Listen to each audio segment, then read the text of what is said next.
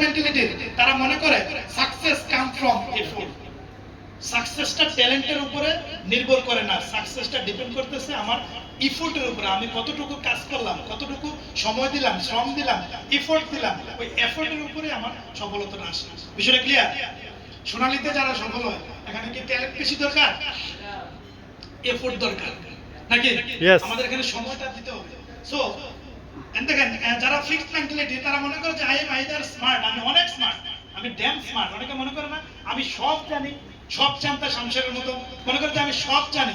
কিন্তু যারা growth mentality তারা মনে করে যে I can grow my intelligence, আমি দিন দিন গ্রো হচ্ছি, আমি সব জানি না, আমি দিন দিন গ্রোয়িং করতেছি, দিন দিন লার্ন করতেছি, শিখতেছি। তাহলে আমাদের কোন মেন্টালিটির প্রয়োজন?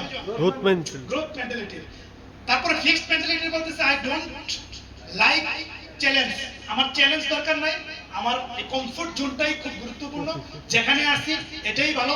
আর যারা গ্রোথ মেন্টালিটি সে বলতেছে embrace challenge and the chance to grow, change to grow. তো দেখেন সে বলতেছে আমি চ্যালেঞ্জ গ্রহণ করতে পারবো।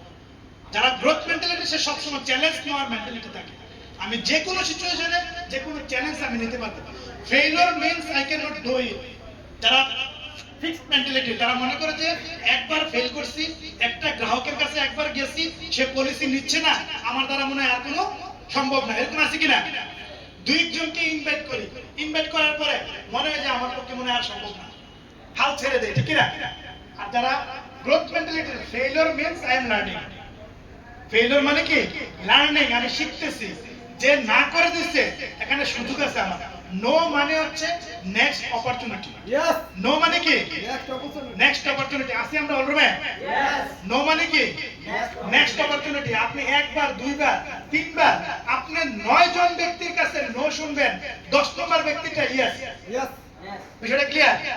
তাহলে আমাদেরকে যদি সফল হইতে হয় একটা ইয়েস কালেকশন করতে হয়, আমাদের 9টা নো কালেকশন করতে হবে। পারবো আমরা সবাই?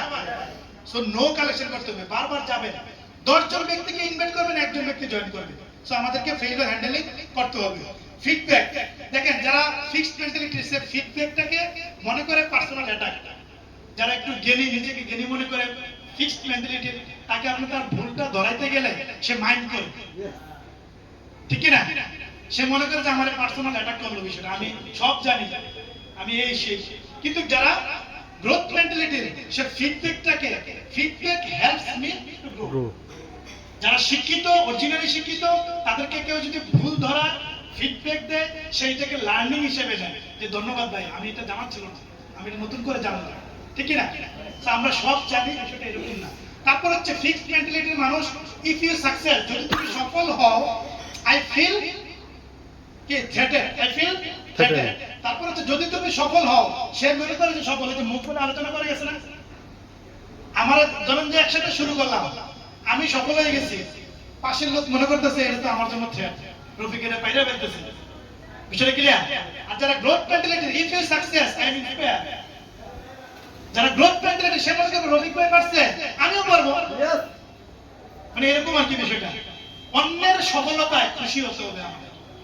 আমরা সবচেয়ে মানুষ হিসেবে এই জায়গায় ভুল করি, অন্যের সফলতায় আমরা খুশি হইতে পারি না, হিংসা করি। তো এই হিংসা করা যাবে না, ঠিক আছে বিষয়টা? শুধু সময়ের ব্যাপার, আপনিও পারবেন, শুধু ইন্সপায়ারেশন নেন। তারপর হচ্ছে দেখেন যে ইফ সামথিং টু হার্ড, যদি অনেক কঠিন হয়, আই গিভ আপ। অনেক কঠিন বিষয় সামনে আসলে আমরা হাল ছেড়ে দিই, গিভ আপ, হাল ছেড়ে দিই। বাট যারা growth mentality, I keep trying, আমরা সব সময় কিপ ট্রাইং, চেষ্টা করে যাই।